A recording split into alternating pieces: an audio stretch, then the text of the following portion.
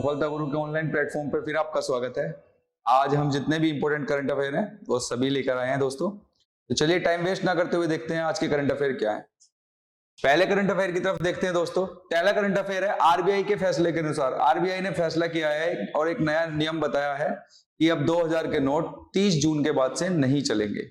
तो उनका कहना है कि 30 जून तक चलेंगे और 23 मई से जिस किसी के पास भी अपने 2000 के नोट्स हैं वो बैंक में जाके उनको या तो जमा करा सकते हैं या चेंज करा सकते हैं 23 जून से। ठीक है दोस्तों, 23 मई से। और कब तक? 30 जून तक। और एक बार में सिर्फ 10 नोट ही बदले जाएंगे या जमा किए जाएंगे। मतलब एक बार में 20,000 रुपए ही एक व्यक्ति जमा कर सकता है या बदल सकता है अपने जिस भी बैंक अकाउंट में खाता है। ठीक है, तो ऐसी कोई घबराने की बात नहीं है दोस्तों। कभी भगदड़ जिस तरीके से मचाने लग जाओ या किसी के 2000 के नोट्स ना एक्सेप्ट करो, तो जैसे अभी 8 अक्टूबर में ये डिमोनेटाइजेशन 2016 में हुआ था, तो उस तरीके का मत समझना जब वह 500 1000 के नोट्स बंद किए गए थे।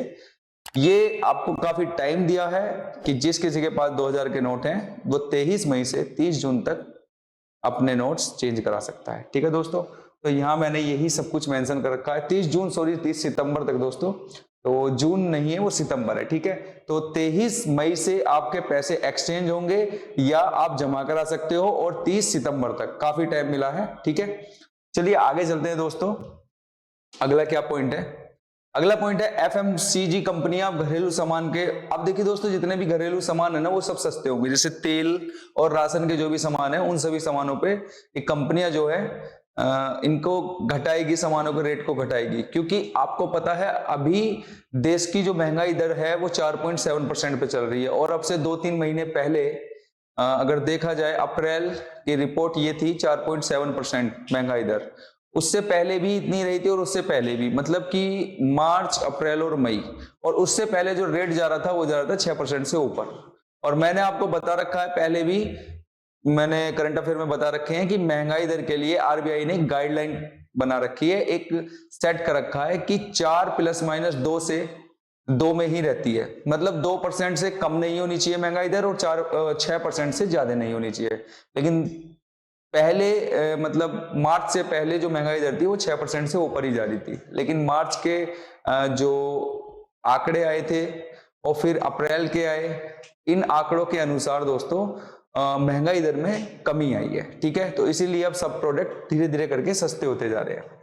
आगे चलते हैं। इंपॉर्टेंट बस आपको याद रखना है कि आरबीआई का मोटो क्या रहता है महंगाई दर को लेके, कि 4 ± 2, मतलब 2% से कम ना हो और 4% से ज्यादा ना हो। अगले पॉइंट की ओर चलते हैं। अगला पॉइंट है डिफेंस प्रोडक्शन। पहली बार डिफेंस, देखिए पहले जो डिफेंस के इक्विपमेंट थे जैसे राइफल थी, पिस्टल थी और तोप थी, तो वो बाहर देशों से, विदेशों से मंगाए जाते थे। लेकिन अभी क्या है, डिफेंस क्या कर रहा है, प्रोडक्शन कर रहा है, काफी टाइम से प्रोडक्शन कर रहा है वैसे। तो इस बार सबसे ज्यादा प्रोडक्शन किया है, 1 लाख करोड़ के पार रही है पहले से, मतलब 12% ज्यादा है। पिछले वर्ष यह प्रोडक्शन कितनी थी दोस्तों, कितने रुपए की थी? 95,000 करोड़ रुपए की रक्षा के उत्पाद होते थे डिफेंस प्रोडक्शन। मतलब 95,000 करोड़ रुपए के प्रोडक्शन किया था इन्होंने, बनाए थे। और इस बार कितना बनाया है? 1 लाख करोड़ से भी ऊपर का प्रोडक्शन किया है। तो ये क्वेश्चन याद रखने लायक है क्योंकि डिफेंस से रिलेटेड है, तो आपको पता होना चाहिए। ठीक है, आगे चलते हैं अगले पॉइंट की तरफ दोस्तों। अगला पॉइंट है, अगर देखिए दोस्तों, अभी आपको मैंने बताया था G7 में जापान में हो रहा है, जापान के हिरोशिमा में हो रहा है। कल ही मैंने इसके बारे में बताया था और मैंने बताया था कि वहां पे मोदी साहब ने आज एक भाषण दिया था कि अगर भारत की तरफ बुरी नजर से, जैसे अभी पाक के आप देख रहे हो लगातार हमले या उनके जो टेररिस्ट हैं वो भारत में आ रहे हैं और अटैक कर रहे हैं, तो अब पीएम मोदी साहब ने बोला है कि अगर इस तरीके की कोई भी बातें ऐसी होती है या हमें पता लगता है कि इस देश की वजह से हमारे देश में दिक्कतें पैदा हो रही हैं, तो उस देश को बख्शा नहीं जाएगा किसी भी तरीके से। और बात करते हैं G7 समिट। G7 समिट कहां हो रहा है, इसकी अध्यक्षता कौन कर रहा है? ये जापान इसकी अध्यक्षता कर रहा है। ठीक है दोस्तों, और G7 में कौन कौन से देश आते हैं? Canada, France, Germany, Italy, Japan, Britain और अमेरिका। ध्यान रखने हैं हमें देश कि कितने देश आते हैं, 7, और 7 देशों के नाम भी याद रखने हैं हमें, और इन्हें ग्रुप ऑफ 7 भी कहा जाता है, ये भी याद रखना है। ठीक है दोस्तों, आगे चलते हैं अगले पॉइंट की तरफ। अगला पॉइंट है सुप्रीम कोर्ट को मिले 2 नए जज। देखिए अभी तक सुप्रीम कोर्ट में 32 जज थे, और सुप्रीम कोर्ट में कितने जज होते हैं? सुप्रीम कोर्ट में होते हैं 1+33, मतलब एक CGI chief justice of India और 33 अदर जज होते हैं। ठीक है, तो पहले सिर्फ 32 ही थे, 1+31, और 2 अब और नए जज मिले हैं, तो उनकी अब पूरी स्ट्रेंथ हो चुकी है। सुप्रीम कोर्ट की स्ट्रेंथ कितनी है जजों की? टोटल 34, तो 34 स्ट्रेंथ हो चुकी है। और जो CGI थे चंद्रचूड़ जी, उन्होंने 2 वरिष्ठ वकील है जिनका नाम है KV विश्वनाथ और प्रशांत कुमार मिश्रा, इन दोनों को क्या दिलाई है? ओथ दिलाई है, शपथ दिलाई है। तो पहले तो याद रखना है कि 2 नए जज कौन से आए हैं। तो पहला है KV विश्वनाथ और दूसरे हैं प्रशांत कुमार मिश्रा साहब। तो ये दोनों आए हैं सुप्रीम कोर्ट में नए जज, और इनको शपथ किसने दिलाई है? CGI ने, चीफ जस्टिस ऑफ इंडिया ने। ठीक है दोस्तों, आगे चलते हैं, अगला पॉइंट देखते हैं। अगला पॉइंट क्या है? अगला पॉइंट है इंडियन नेवी की बागिर सबमरीन।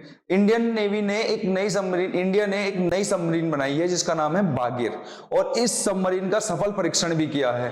किस ये सबमरीन की अंडर वाटर जाके, सबमरीन का काम है अंडर वाटर चलना, तो अंडर वाटर जाके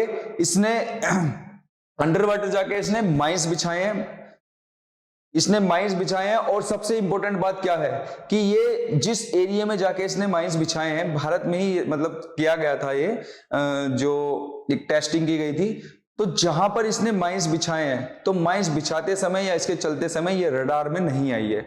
इसका मतलब कि अब दुश्मन इलाके में भी हम लोग घुस सकते हैं जब ये रडार में नहीं आई है, तो क्योंकि दुश्मन किससे पहचान करता है? रडार से, और रडार में आ नहीं रही है, तो बहुत बड़ी उपलब्धि हासिल की है भारत ने। ठीक है, और सबमरीन का आपको नाम याद रखना है, बागिर सबमरीन। क्वेश्चन ऐसा आ सकता है, कौन सी सबमरीन भारत ने बनाई है जो रडार में नहीं आती है? बागिर सबमरीन। ठीक है दोस्तों, ये देखिए बागिर सबमरीन है जो इंडियन नेवी ने बनाई है। आगे चलते हैं अगले पॉइंट की ओर। अगला पॉइंट क्या कहता है दोस्तों हमारा? अगला पॉइंट कहता है NHAI ने, ये इंपॉर्टेंट क्वेश्चन है क्योंकि वर्ल्ड में सबसे पहली बार NHAI ने, national highway authority of India ने 100 घंटे में 100 किलोमीटर की सड़क बनाकर नया वर्ल्ड रिकॉर्ड बनाया है। 100 घंटे में 100 किलोमीटर की सड़क बनाकर नया वर्ल्ड रिकॉर्ड बनाया है, और ये सड़क कहां बनाई है? गाजियाबाद अलीगढ़ एक्सप्रेस वे पर बनाई गई है। तो याद रखना है, 100 घंटे में 100 किलोमीटर सड़क बनाई है, NHAI ने वर्ल्ड रिकॉर्ड बनाया है, और ये सड़क बनी है गाजियाबाद अलीगढ़ एक्सप्रेसवे पर। ठीक है दोस्तों, इसका नाम भी याद रखना, national highway authority of India, NHAI का। अब चलते हैं, भारत ने 22 पाकिस्तानी नागरिकों को रिहा किया है। वे काफी टाइम से भारत की जेल में बंद थे, लेकिन अभी इंडियन गवर्नमेंट का फैसला था और उन्होंने सुप्रीम कोर्ट को बोला, जिससे उन्होंने 22 पाकिस्तानी नागरिकों को रिहा कर दिया है। ठीक है, आगे चलते हैं अगले पॉइंट पे दोस्तों। अगला पॉइंट है सरकार का national career portal. Important question है, हो सकता है, नेशनल कैरियर पोर्टल। पहले तो ये याद रखना है, पर अब सरकारी और प्राइवेट दोनों जॉब देख सकते हैं। जैसे होता था ना, प्राइवेट जॉब अलग साइट्स पे देख पाते थे, और सरकारी जॉब जितनी भी नई निकली हैं, जैसे कुछ साइट थी जैसे सरकारीनौकरी.com है ना, तो वहां पे हम देखते थे। तो अब नेशनल कैरियर पोर्टल है, गवर्नमेंट ने जो बनाया था, तो उस पे सरकारी और प्राइवेट दोनों जॉब देख सकते हैं। और देखिए किस तरीके से आप सर्च कर सकते हैं, https://www.nes.gov.in, नेशनल कैरियर सर्विस की आधिकारिक वेबसाइट है ये। नेशनल कैरियर सर्विस मतलब नेशनल कैरियर पोर्टल में, इसी में ही एक क्या बनाया गया है, एक वेबसाइट बनाई गई है। इस वेबसाइट की मदद से आपको गवर्नमेंट और प्राइवेट दोनों जॉब देख सकते हैं। ठीक है दोस्तों, तो और इसके लिए आपको रजिस्ट्रेशन भी करना पड़ेगा। रजिस्ट्रेशन कैसे कि आपको अपना नाम डालना पड़ेगा, पिताजी का नाम, पैन कार्ड नंबर, आधार कार्ड नंबर, तब आप इसमें रजिस्टर्ड हो जाएंगे, और उसके बाद आप इजीली कोई भी गवर्नमेंट जॉब आती है, प्राइवेट जॉब आती है, उस जॉब को इजीली आपको पता लग जाएगा। ठीक है, आगे चलते हैं अगले पॉइंट की तरफ दोस्तों। अगला पॉइंट क्या है? अगला पॉइंट है उत्तराखंड में पैच रिपोर्टिंग ऐप। एक ऐप बनाई गई है, पैच रिपोर्टिंग ऐप, और इस ऐप की मदद से कहा गया है कि उत्तराखंड में जितनी भी सड़कें हैं, चाहे वो गांवों में हो, शहरों में हो, मोहल्ले में हो, अगर उन सड़कों पे गड्ढे दिखाई देते हैं तो उस गड्ढे की फोटो खींचो और खींच के पैच रिपोर्टिंग ऐप पर भेज दो। आप मतलब शिकायत इस रिपोर्टिंग ऐप पर कर सकते हैं। किन के लिए शिकायत कर सकते हैं? सड़कों पर गड्ढों के लिए। ठीक है दोस्तों, किसने किया है? उत्तराखंड सरकार ने। आगे चलते हैं अगले पॉइंट की ओर। देखिए दोस्तों, एक इंपॉर्टेंट है आपके फोन से रिलेटेड कि आपको अननोन बहुत सारी कॉल्स आती है, तो एक कोड है +44 +44। अगर स्टार्टिंग कोड ये आईएसडी नंबर है, तो मतलब इंटरनेशनल कॉल्स ऐसे ही नंबरों से आती हैं, ठीक है। तो जब +44 अगर आपको पहले नंबर दिखाई देता है तो आपको वो कॉल नहीं उठानी है, क्योंकि वो कॉल सभी आपके पाकिस्तान से कनेक्टेड रहेंगी। अगर आप उस कॉल को उठाओगे तो कहीं ना कहीं आपके लिए दिक्कत वाली बात रहेगी, क्योंकि आपसे फिर सवाल पूछे जा सकते हैं कि ये कॉल आपके फोन पे क्यों आई, ठीक है। और आपके फोन पे आई तो आपने इसको पिक क्यों किया, पिक किया तो अगर आप पिक करोगे तो बात भी करोगे थोड़ी बहुत कि आप कौन बोल रहे हैं, कहां से बोल रहे हैं, ये सारी चीजें। तो आपको +44 वाली जो कोड है उनसे कोई भी कॉल पिक नहीं करनी है, ठीक है। आगे चलते हैं दोस्तों अगले पॉइंट की तरफ। अगला पॉइंट हमारा क्या कहता है? अगला पॉइंट कहता है दोस्तों शराब। देखो भाई, शराब के चक्कर में बहुत सारी दिक्कतें चल रही हैं। स्टालिन गवर्नमेंट तमिलनाडु वाली, वहां दिक्कतें चल रही हैं। और आप लोगों को ऐसा लगता होगा कि गोवा में सबसे ज्यादा शराब लोग पीते हैं। नहीं, गोवा में सबसे ज्यादा, क्योंकि वहां सबसे ज्यादा सस्ती शराब मिलती है। वहां पानी से भी सस्ती अगर देखा जाए तो शराब है।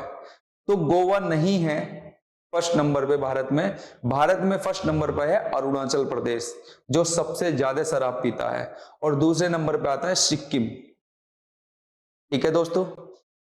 और जो अरुणाचल प्रदेश है उसमें 15 साल से ऊपर की महिलाएं, 15 साल से ऊपर की महिलाएं 24% महिलाएं हैं जो शराब का सेवन करती हैं, ठीक है। और 16% महिलाएं सिक्किम में शराब का सेवन करती हैं। और अगर पुरुषों की बात की जाए दोस्तों तो पुरुष हैं 53%, किसमें? अरुणाचल प्रदेश में। और सिक्किम में है 43%। तो अरुणाचल प्रदेश में शराब पीने वालों की संख्या भारत देश में सबसे ज्यादा है। और दूसरे नंबर पे है कौन? हमारा सिक्किम, जो भारत का 22वां राज्य बना था 1975 में। अभी 16 मई 1975 को बना था, तो 16 मई को सिक्किम डे भी मनाया गया था, ठीक है दोस्तों। आगे चलते हैं अगले पॉइंट की तरफ। अगला पॉइंट हमारा क्या कहता है? चलिए दोस्तों, आज के जितने भी इंपॉर्टेंट करंट अफेयर्स थे तो मैं यहाँ आप लोगों के लिए ला चुका हूं। आप इनको सुन भी सकते हैं कान में लीड लगा के, कोई जरूरी नहीं है कि आप इनको देखो ही। एज अ डेली न्यूज के तौर पे मैं आप लोगों के लिए करंट अफेयर लेके आता हूं, ठीक है दोस्तों। तो चलिए दोस्तों, कल फिर मिलते हैं नए वीडियो नए करंट अफेयर के साथ में। आप लोगों का बहुत बहुत धन्यवाद।